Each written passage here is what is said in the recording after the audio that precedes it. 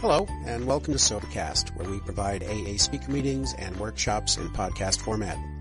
We're an ad-free podcast, and if you enjoy listening, please help us be self-supporting by visiting Sobercast.com, look for the donate link, and drop $1 or $2 into our virtual basket. We hope you enjoy the podcast. Have a great day.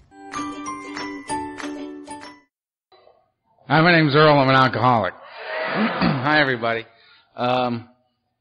Thank you very much for inviting me out here to share with you guys. It's always an honor and a privilege. I must confess that I'm relatively brain dead this morning. It was a really nasty flight from L.A. to New York yesterday. Actual pieces of the plane. The good news was it was inside the plane. Actual pieces of the plane fell off into the cabin. You know, one of those flights where they suspend service and strap everybody in, right? My idea of a good way to spend the day. Right? Horrifying experience.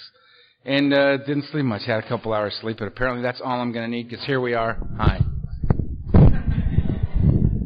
Thank you. I was mildly intimidated by that. All right. So,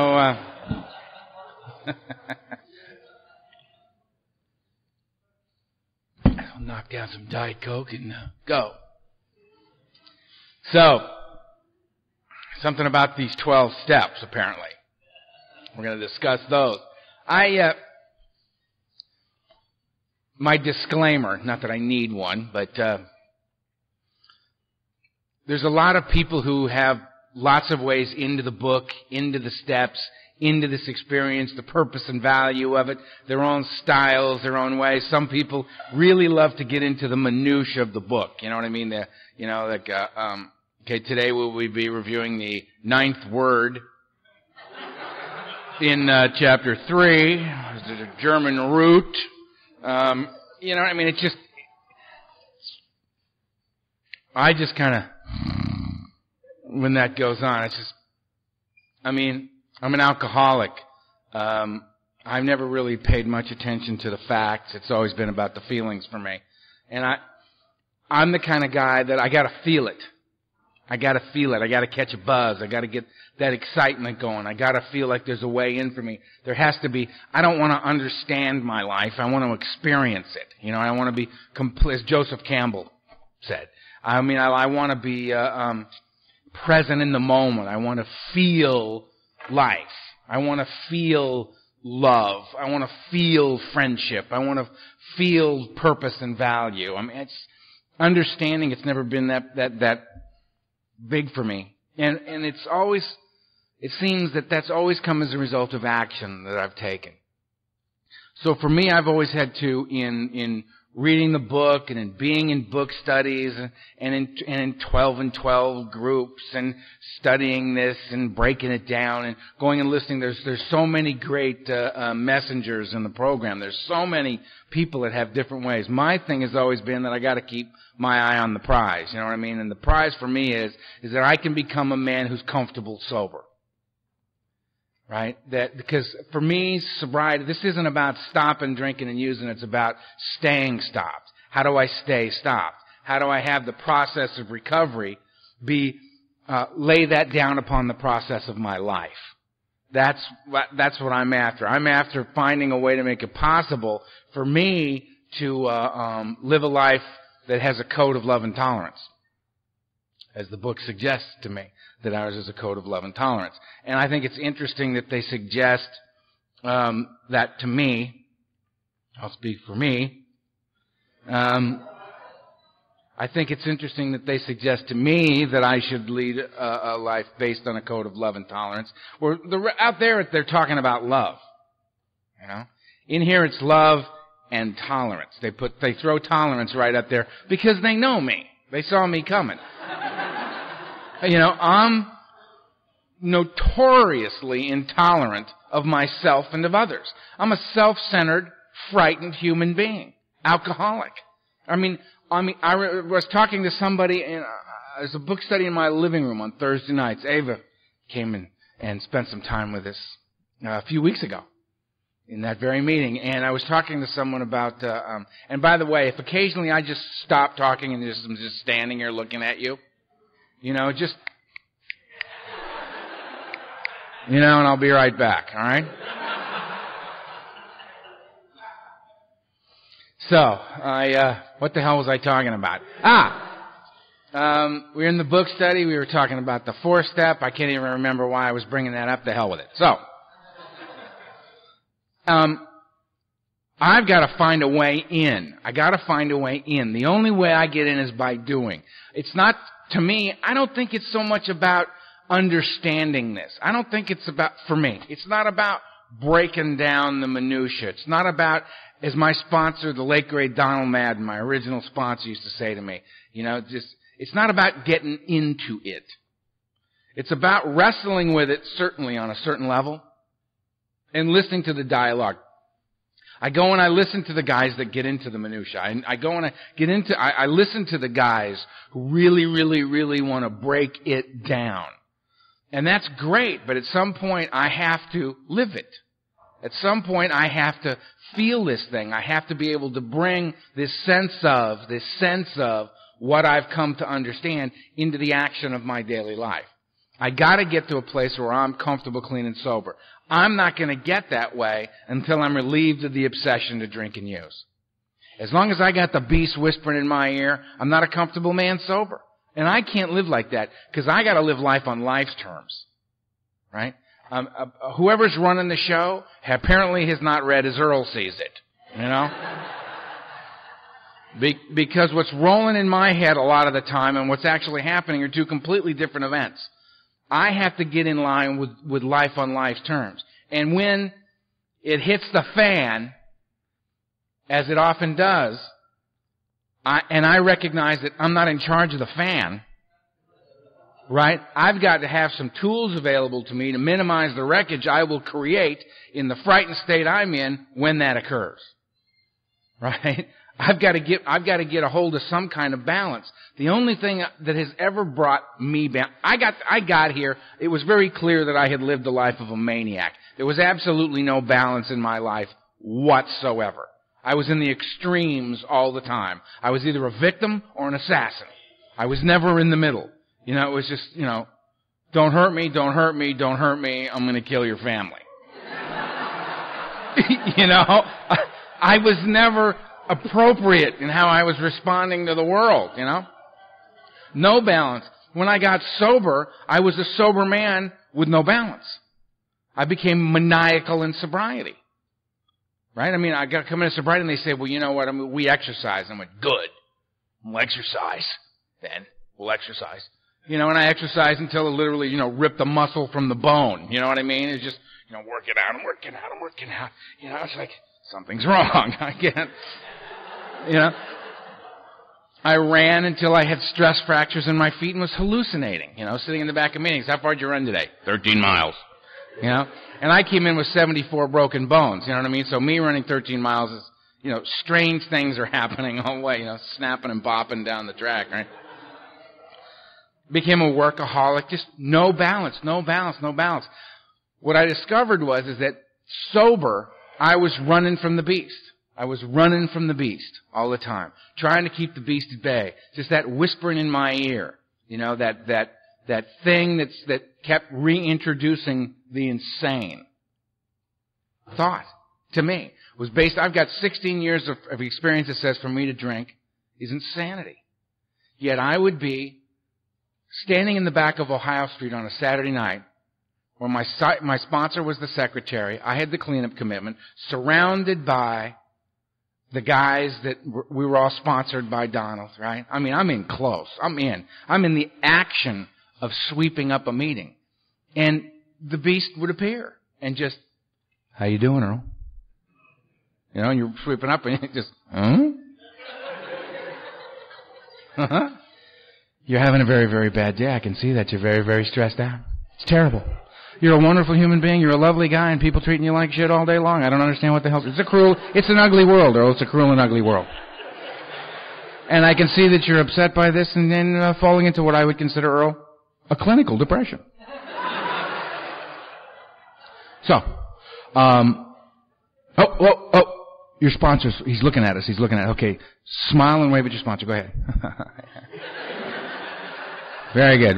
All right, listen. First of all, we got to keep this just between you and me. And here's what we're going to do. We're going to go out and we're going to just have a couple of drinks. Don't overreact to that, Earl. Don't overreact to that. We're just going to go have a couple of drinks. We're going to unwind that spring inside you that's wound so terribly tight. We're going to work through this because I'm here for you. I've always been here for you, haven't I, Earl? I love you. I've never left. And we're going to work this out, and we're just going to keep this between you and me, and we're going to zip right back in. We're going to zip right back into the meeting. No harm, no foul. You'll see. It's wonderful. I love you. Now I'm in the middle of, I'm sweeping up. I'm doing it. I'm in the meeting. Sponsors right there. Two guys I love dearly. My two original friends in life are standing over there. I'm thinking, well, yeah, that makes sense. See, I can't have that because that guy's going to jump up. The beast is going to jump up and talk to me and deliver to me the option of a drink until the planets line up just right, and I'm just beaten down enough by life, and I'm just depressed enough, and I'm just isolated enough, and I've stopped going to meetings just enough, and I've stopped calling my sponsor just enough to get me to have a couple of drinks and isolate me from the pack, isolate me from my kind. Now, the minute I have that drink, I activate the physical phenomenon of craving, and I got a whole new brain I'm having a conversation with. I do that, I relinquish the power of choice, the beast is back in charge. And I got a whole different voice in my head now. Because he's been whispering and being nice. Because he has to. I give him a drink. It's a whole other Earl, ha, thank you. I feel much better now. And listen, get yourself a piece of paper and a pencil. We got to write a few things. We got a lot to do today, all right? So let's just get the list together and get in the car because we're on our way downtown, okay? Now, and I know, Earl, you seem to need to act as if you're involved in this process in some way. You seem to feel like you need to be in the decision-making process. It makes you feel better. So, okay. All right. You pretty this up any way you need to. You want to weigh it out. You want to see, should I drink today? Should I not? Should I drink today? Should I not? You want to do that, go ahead. But we will be drinking today.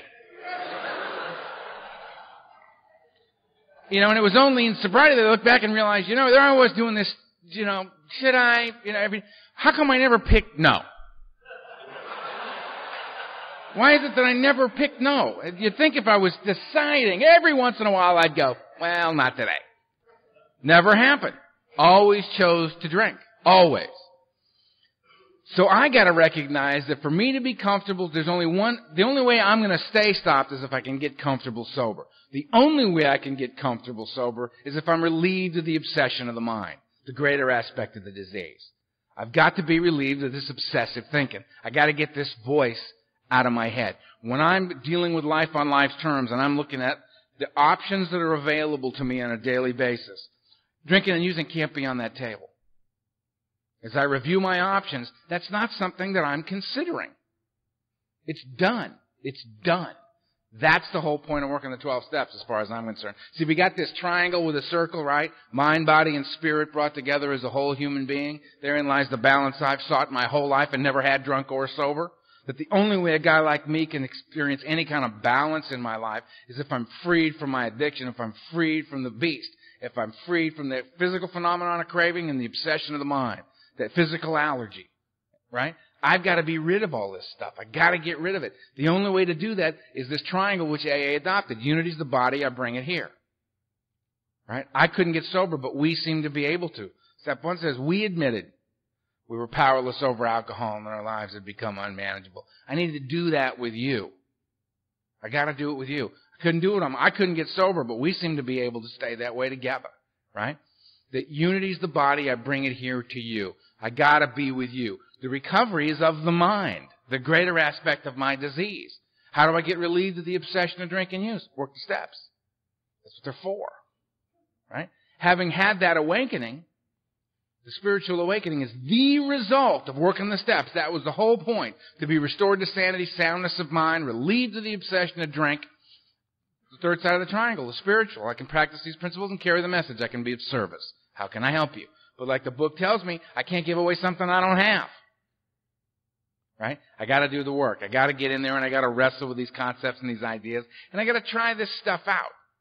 Right? I got to try to activate this stuff in my life so that there's a feeling associated with it for me. It's like, it's the Zen way, man. It's like chop wood and carry water. That's the deal. What we do around here, man, is we chop wood and carry water. As I get up and I go to a meeting, head says, don't want to go to a meeting. Thanks for sharing. Off to the meeting we go. Right? Don't want to work the steps. Why? Well, I'm kind of big on that Herbert Spencer thing. You know, I'm rather proud of my ability to show a great deal of contempt prior to investigation. You know, I don't want to. Why? Because I don't know anything about it, and I hate being bad at anything. If I can't be good at it immediately, I don't want to play. It's the way it is, right? I don't want to be the newcomer, right? Go to the step study, first step study. Hi, what's your name? Earl. Complete idiot. Step. No information about this at all. Oh, good. What I loved was my sponsor. I remember when I first went to him and asked him to sponsor me. I wasn't even human. I mean, and I went to him and I said, you know, will you sponsor me? To which he replied, what? So, will you sponsor me? And he said, yes. And you don't have to like what I tell you, and you don't have to think it's a good idea. You just have to do it. I went, okay. And then put my head down and started to cry. Because I had just asked somebody for help. And you don't realize you haven't asked anybody for help in years until you do it. And then you think, my God, I haven't done.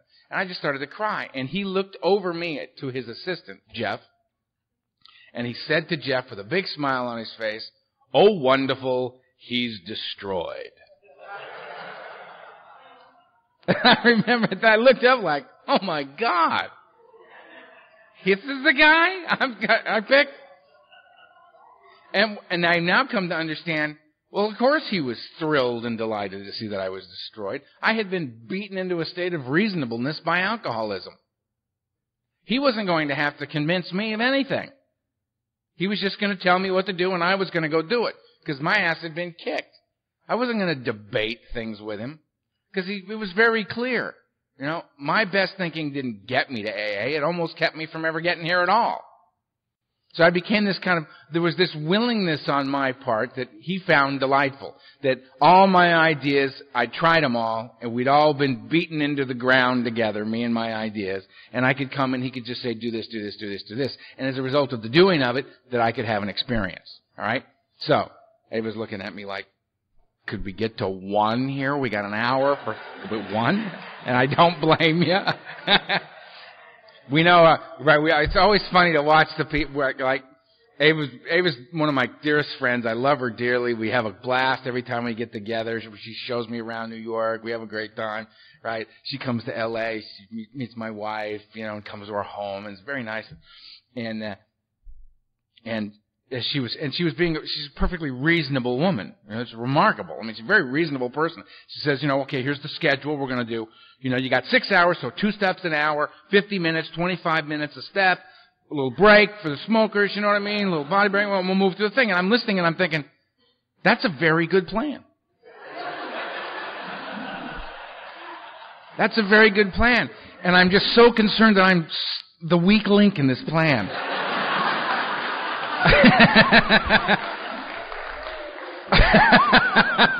Because we never know.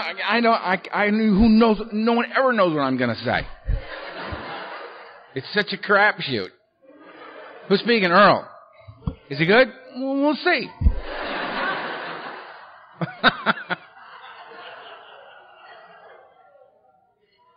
It's different every time. And it has to be different every time for me. It has to, because got to get between those, man. Guess it right in there. There's nothing but right now for me.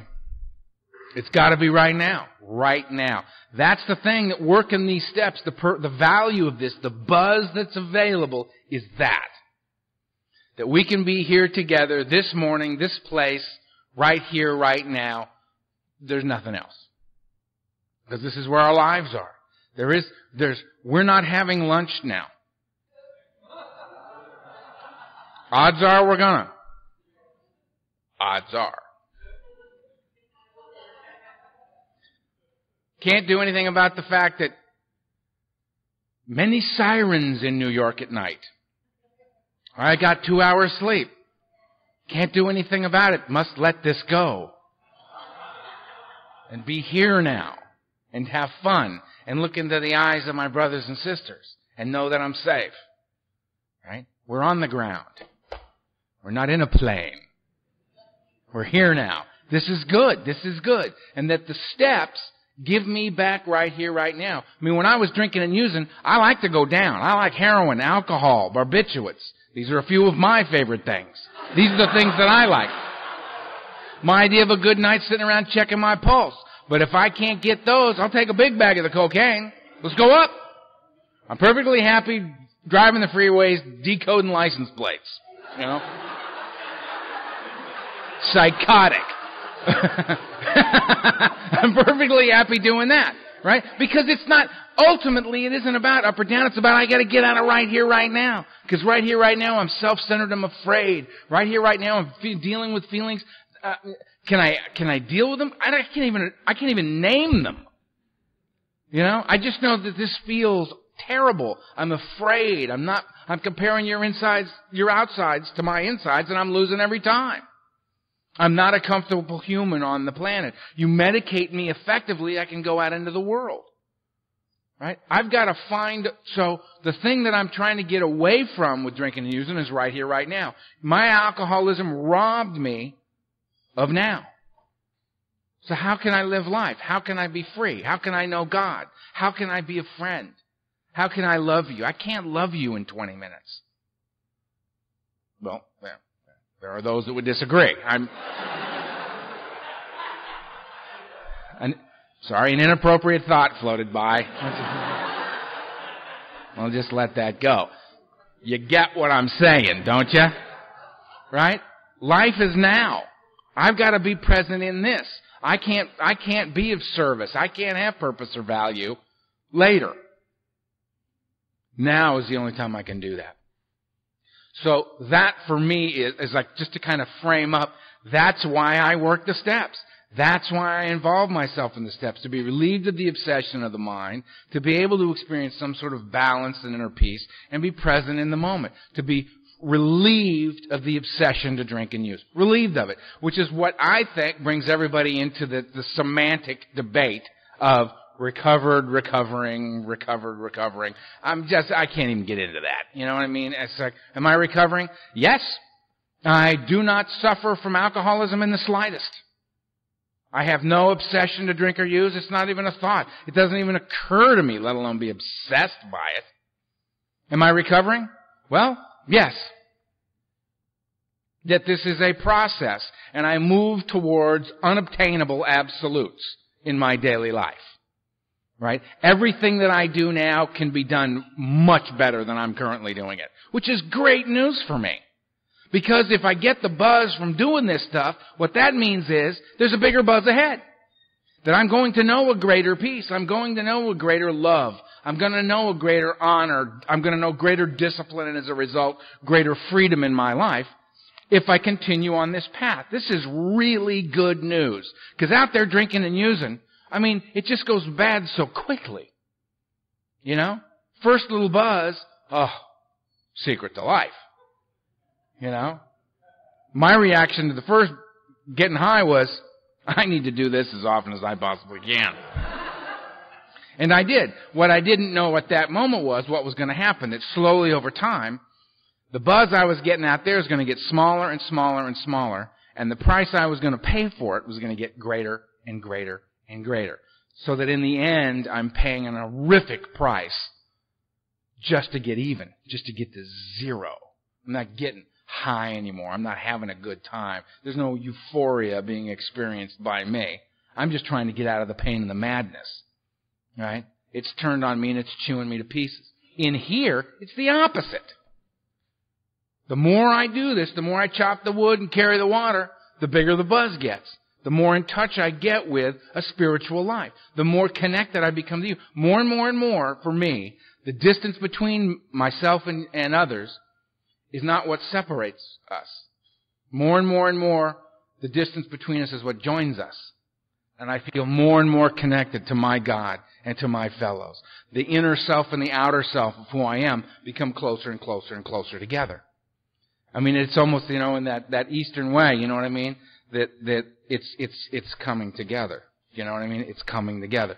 And that's the peace and the grace and the dignity that a maniac like me can begin to move towards if I'm willing to work the steps.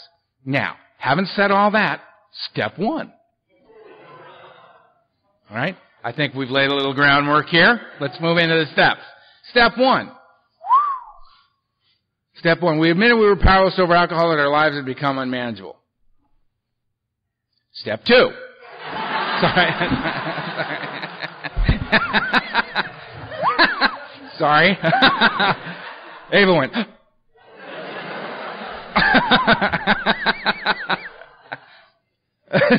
Step one. All right. Basically, what they're asking me is, what's the problem? What is the problem here? If I don't get real clear on what the problem is specifically that I'm addressing, how am I going to come up with a solution to that problem? I got lots of solutions. Screwdriver, excellent tool. Excellent tool. Solve a lot of problems. If I have a flat tire, this is really not of a lot of value to me. I got to know what the problem is so I can come up with the proper solution to the problem. The problem for me, lack of power is my dilemma. I may be, and the book talks about it a lot. Talks about it in the doctor's opinion. Talks about it in the first several chapters. I may be like normal man. It lists 5 different alcoholics. I have a book here. So, 3rd edition, I apologize. I don't have the modem to modem book.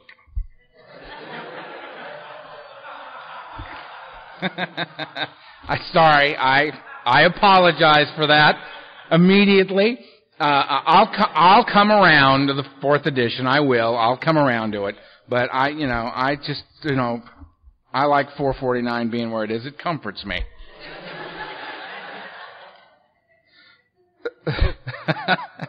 But it lists like classifications of alcoholics.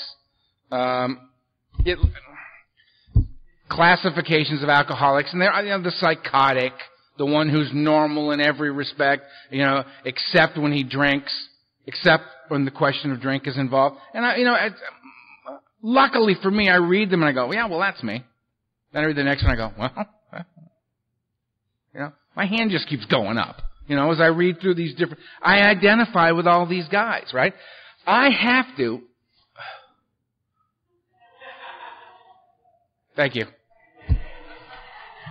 Saw that happen, didn't you? Yeah. Back, Earl. Come on, back.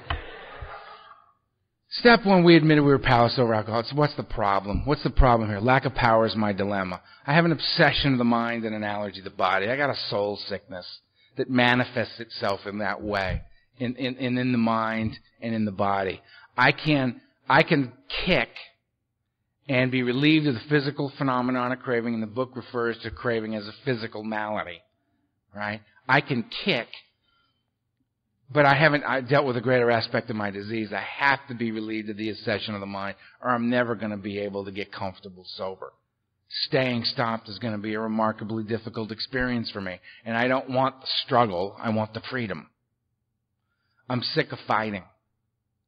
The book tells me I got to stop doing that anyway. So I don't want to live my life battling the beast. One of the most horrifying things I've ever heard of in my life, there was a guy who used to come I used to do a workshop every Tuesday night. I did it for 5 years. I'm on sabbatical right now for 3 months. Just got fried. And not unlike today. And this guy kept coming to the workshop, and you could tell when you met him, 30 feet away, you thought, oh man, troubled fellow. You could feel the pain on him. And it was very hard. And one day I walked up and I introduced myself, and he said, I've been coming to this and I've got almost 5 years of sobriety, and I'd love it if you'd sponsor me. And I said, of course I will. And we started to do the work, and we were talking, and we were outside in the parking lot. Week after week we're doing this, and I'm standing there and I'm talking to him. And he was saying that he kept telling me about this friend of his that really didn't want him to be sober. I thought, well, that's unfortunate. Immediately in my head I'm thinking, well, get rid of him. You got somebody that stands between your sobriety or is in opposition to that.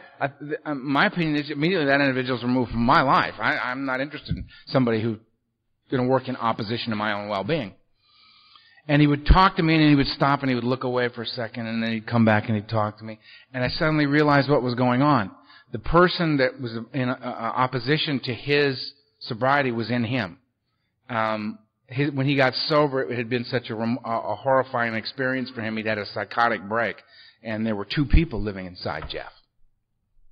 And what Jeff did every single day was Jeff would wake up and sober, physically sober, and this individual inside him would begin to tell him how today's a good day to drink. And he would battle this other individual, it's a separate entity in Jeff's mind, about whether or not to stay sober. During the course of the day, this other individual would get drunk. Not with Jeff, but would get drunk and talk to Jeff as a drunk person. And then so the next morning when they would wake up, right, this other individual who lived inside him didn't remember getting drunk, didn't remember the difficulty of being drunk, but Jeff did because he was sober. And he would begin the process again. So he would do this every day. Talk to this individual and then talk to me. And I would look at him one day and he was really in crisis. And I said, and my goal was to try to get him to some outside help. That was my job with him, was to try to get him to some outside help. And I looked at him and he said, and I said, he doesn't like you talking to me, does he? And he said, no. And I realized I was in kind of a precarious situation, so we got Jeff to the right people. But I thought, that's the most remarkable 5 years of sobriety I've ever heard of, that this guy managed to stay sober in the face of that kind of psychosis that was occurring in his life. That was his commitment to sobriety. It was absolutely a remarkable thing to me. I can't live like that. I have the option and the opportunity to be relieved of that thinking, to get that, be rid of that. And I've got to do it. Step one clearly is this me? Is this me? Do I suffer from an obsession of the mind and analogy of the body? I don't have to get off the couch to do step one. I can read the book, go through this, answer honestly, is this true for me and do I identify with this? The answer is yes, move on. Step one. Yeah, I'm powerless over alcohol. I've tried everything. My whole life is unmanageable as a direct result of this one thing in my life. I can attribute all the problems of my life to my drinking and using. All of them. They're all either created by or exacerbated by my drinking. So, having established my problem, what's my solution to this problem? What can I do to be relieved of this condition? Step two. Luckily for me, the very, very next step. This is my problem, what's my solution? Step two. Could I come to believe that a power greater than myself, something outside of self, could restore me to sanity, soundness of mind, relieve me of the obsession to drink? Could I come to believe that? Again, sitting on the couch. Yep. Tried everything. Self-knowledge has availed me nothing. Understanding that a guy called me an alcoholic when I was 16 and a half years old. He says, Jesus, you're an alcoholic. And I looked at him like, what's your point? Of course I am. Working for me, thank you. You, on the other hand, seem quite irascible. Would you like a drink? You seem upset. Yeah, I knew I was an alcoholic. I did not know what alcoholism was. I didn't know what I was up against. I didn't understand the depths to which I would go. I didn't see the writing on the wall. I knew I was an alcoholic and I was okay with it. So, step two, could I come to the knowledge, the information, my own understanding and awareness never stopped me from drinking. Right? So I came to you basically saying, what does someone like me do? What do I do? Right? We're going to talk about it. Am I going to go to AA meetings and listen to you? And as a result of listening to you, I'm going to feel better? Maybe. Temporarily.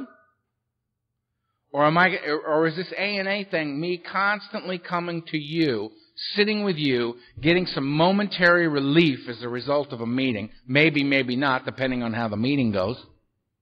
Right? And then I leave to do battle once again? That my respite is in my infrequent companionship with you? I'm screwed. I'm screwed. I got to find something else. It's going to have to be a power greater than me. Some people say the group works for them. Cool. Some people say nature. Excellent. Me personally, God. Me personally. Now, I came to AA saying there was no God. No God. I laid on a mountain in Mexico in 1974 and watched my family bleed to death right in front of me. Swore I'd never love another human being again as long as I lived. And there's no way I'm ever going to tell you who I am. There's no way you're going to love me. I'm out. And any God that would take a kind, gentle, loving creature like my little sister Kimberly and leave a lying, cheating, thieving, dope-fiending alcoholic like me on the planet, I have no use for God of this type. Renounced God. Came into AA, raging against God, until my sponsor just got sick of it, Donald, and he loved these moments, by the way. He would lie in wait for me, wait for me to just say one more stupid thing, so he could take the 2x4 and just bash me right between the eyes with it, right? And I was ranting about God, and he just looked over at me and very calmly, with a twinkle in his eye, because he's loving this, and says to me, Earl, you can't be mad at a God you don't believe in.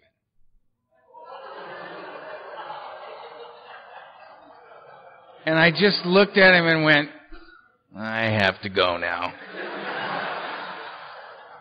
It just, and there it was. I had a relationship with God. It was just a bad one. I had a bad relationship with God as a direct result of my point of view, my attitude, my insistence upon things being different than they are. Ridiculous.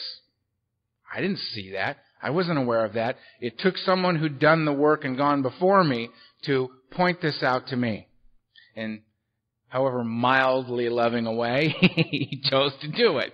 But there it was. There was the truth for me. And that I had to get right with this relationship. What I love about the steps is the steps are about me, God, and you. There's nobody else to play with. But that's it. It addresses me, it addresses God, and it addresses you. And I like the order in which they're placed because it's very clear that I got to get it together over here. I got to get it together over here. It's me, God, and you.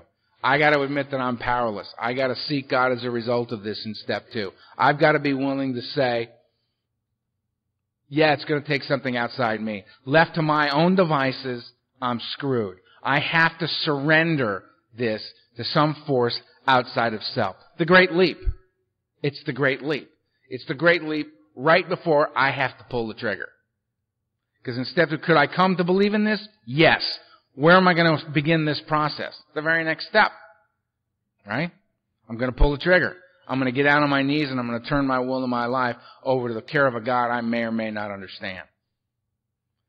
Huge. Particularly when you think about where a lot of us come from.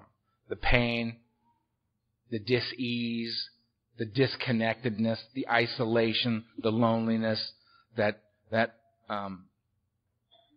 what do they call it? The morass of self-pity, right? The incomprehensible demoralization that we experience that drives me off into what appears to be the abyss. To relinquish control, to let go for really the first time. That little slogan, let go and let God, right? It's a tidy little statement. It's a cute little quip, right? That used to piss me off. Oh, well, that's lovely. That's lovely. Let go. I'm going to put that right next to turn it over. Thank you. Love those. Love those little AA slogans. And I love what we do to newcomers with them. The newcomer comes in, he's just stepped out of hell into the back of a meeting. All right? Probably a little edgy. A little concerned to have just stepped into a world completely unknown to him. No understanding of what's going on. Nothing.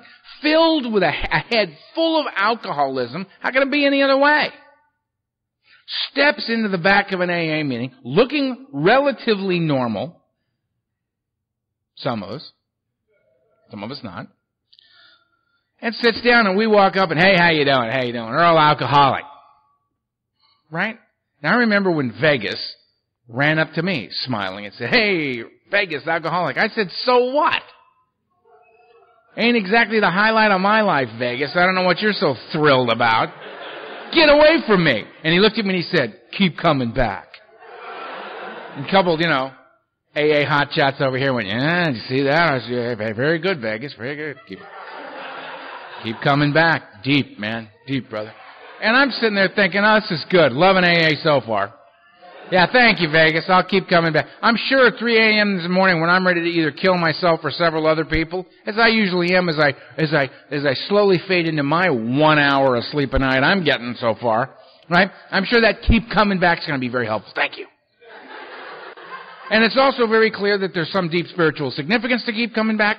I can see that because the friends over here with, oh, yeah, deep thing, right? I know, y'all know what keep coming back does. I don't. You win. I'm the loser. We've all pointed that out at this particular AA meeting. Loving AA so far.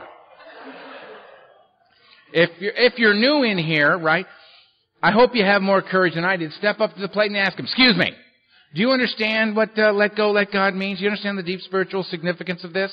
Because if you do, I'd love to hear about it. Well, if they're in my neighborhood, if they're honest, about 75% of them would say, I don't know what it means either. They said it to me when I came in. I'm just saying it to you. Oh,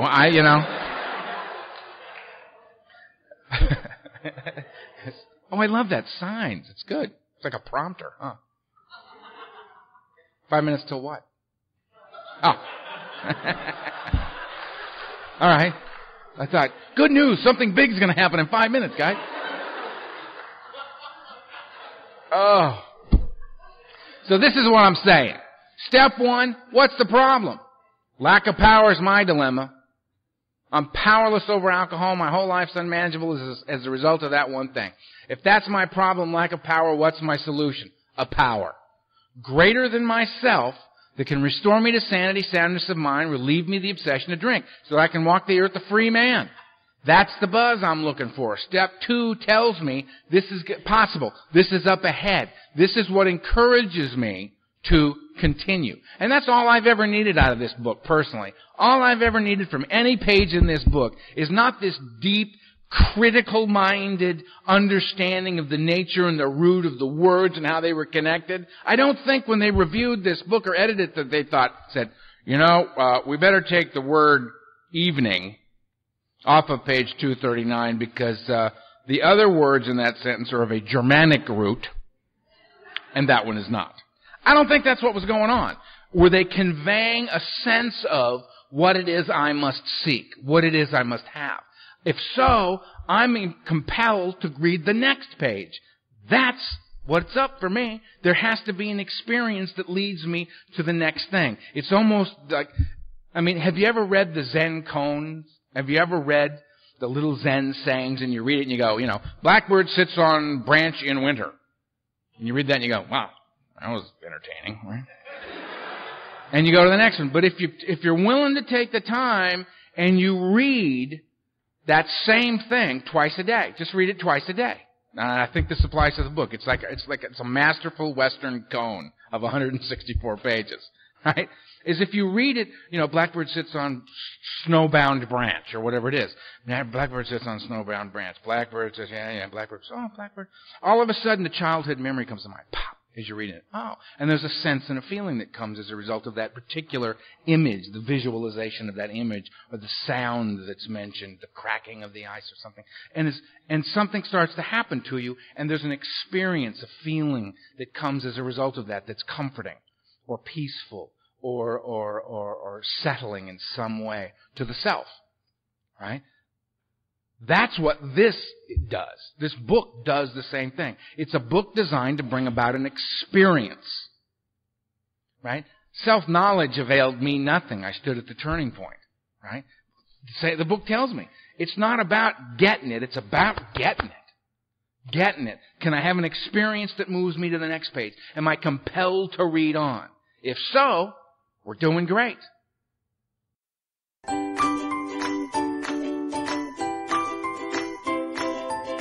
Thanks for listening. I hope you enjoyed the podcast. Sobercast is ad-free, and we'd like your help in order to keep it that way.